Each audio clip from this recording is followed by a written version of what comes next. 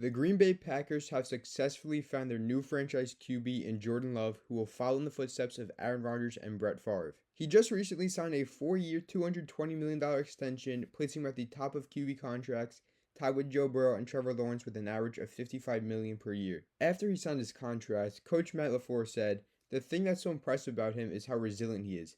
Never gets phased, just continues to fight, and I think that's a big reason we're standing here today talking about him." This is very high praise coming from Coach LaFleur, but is rightly deserved. Jordan Love had a fantastic season last year, surpassing all expectations people had of him. Now, while many people didn't fully believe in him, he was still going to have a ton of pressure on him due to the fact he was the QB coming in right after Aaron Rodgers. But they say pressure makes diamonds, and that's exactly what happened in the case of Jordan Love. Getting into training camp, however, it has been a success so far. At Packers family night the other day, the highlight of the day was a 12-year-old little kid in his Packers helmet successfully catching and holding onto 3 balls from the jugs machine that were simulating punts. After his third catch, he got mobbed by the entire Packers team, which definitely was a once in a lifetime moment for that kid and something that he will remember forever. Now, getting into the real team, this Saturday the Packers will take on the Cleveland Browns, and the starters will be playing in the preseason opener. I thought it was beneficial for us early on, especially week 1, just to kind of knock some of the rust off, LaFleur said. There's a lot of value going through getting your mind right to get ready to play a football game.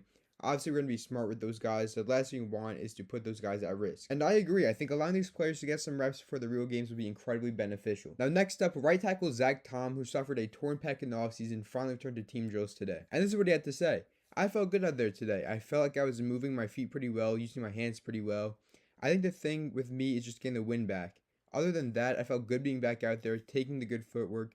I didn't feel stiff or anything. It was a good day for me." He had a fantastic season last year, only allowing 2 sacks on the entire season. And with David Bakhtiari's time in Green Bay now over, it might be Zach Tom's time to step up and be the leader of that offensive line. Another big update in Green Bay is that Tucker Kraft is trying to near a return from his own pec injury. He just recently made his practice debut after starting training camp on the PUP list. He isn't expected to play in the team's first 2 preseason games as he still ramps up from injury, but Kraft has said that he's feeling good in his return from injury. He's expected to be ready to play in the team's first game on Friday, September 6th in Brazil against the Philadelphia Eagles. Having the second-year tight end in Tucker Kraft nearing a return, and the fact that he will probably be playing week 1 against the Philadelphia Eagles is going to be very good for him building chemistry with Jordan Love early on in the season. And for the first time this summer, Green Bay ran 2 separate one-on-one drills between the offensive and defensive lines simultaneously. And several veterans, including Pro Bowl guard Elton Jenkins, saw more snaps than he has all summer. But now the younger players also got their chances. As second-year defensive end Brenton Cox Jr. took 5 reps against Kadeem Telfort,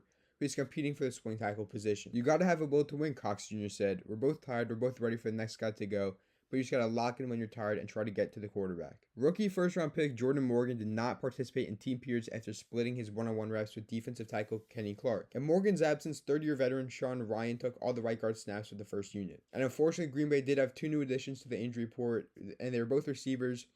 One of them is Dimitri Stanley with a hamstring injury, and the other Rory Starkey with a calf injury. So the number 1 offense was clicking early in practice on Sunday, where Jordan Love started with a play-action completion to Christian Watson over the middle, had tight end Ben Sims wide open down the seam, but he failed to haul it in, unfortunately. And he found Romeo Doubs for a diving catch against tight coverage by Jair Alexander, which is great to see Romeo Doubs making those plays, and sprung Dontavian Wicks wide open on a layered cross of a play-action bootleg. Now, Doubs also made a couple of touchdown catches on back-to-back plays in the red zone, skying high to snag a short fade on the second one. But other than that, the defense got the better of things as Rashawn Gary had a would-be sack and was in the backfield several times. Rookie safety Javon Bullard broke up a couple passes. Eric Stokes and Quay Walker each deflected one.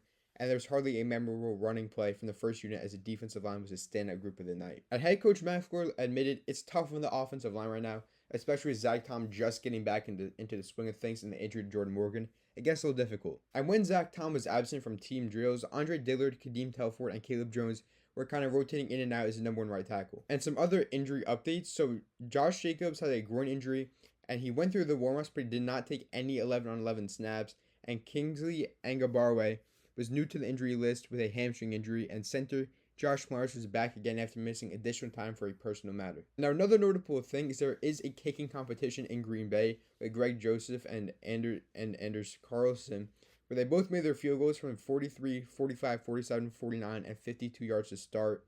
And then the really tough ones came. So Carlson hit one from 54, but Joseph missed wide left. Then they both hit from 55 yards. with Carlson sailing through with plenty to spare.